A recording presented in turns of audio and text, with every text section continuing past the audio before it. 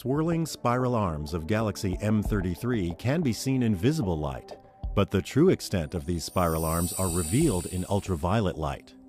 Just as a dog can hear a whistle just outside the range of human hearing, bugs can see light just outside the range our eyes can see.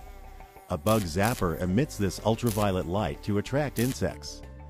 Johann Ritter conducted an experiment in 1801 to find out what, if any, electromagnetic waves are beyond violet. Ritter knew that photographic paper would turn black more rapidly in blue light than in red light. So he tried exposing the paper beyond the violet end of the visible spectrum.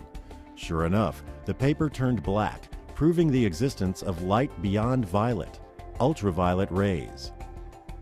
These ultraviolet rays, or UV radiation, vary in wavelength from 400 nanometers to 10 nanometers and can be subdivided into three regions: UVA, UVB, and UVC.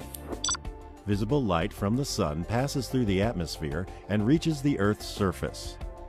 UVA, long-wave ultraviolet, is the closest to visible light. Most UVA also reaches the surface, but shorter wavelengths, called UVB, are the harmful rays that cause sunburn.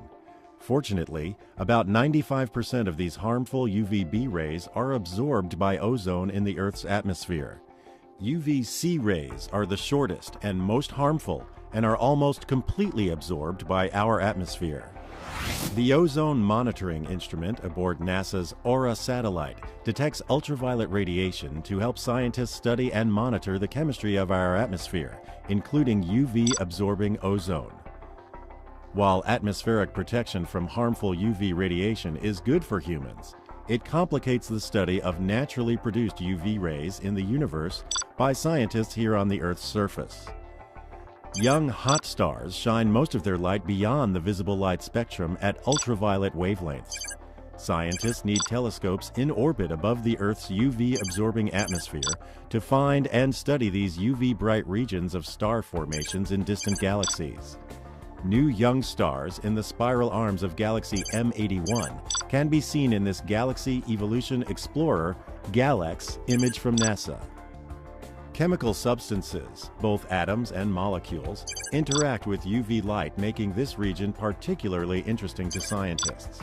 An ultraviolet instrument aboard Cassini has detected hydrogen, oxygen, water ice, and methane in the Saturn system.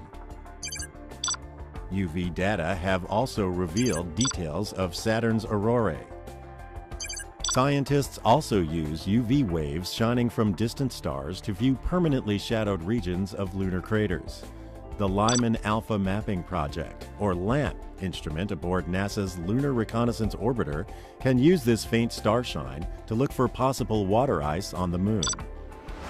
Ultraviolet rays may be harmful to humans, but they are essential to studying the health of our planet's protective atmosphere and give us valuable clues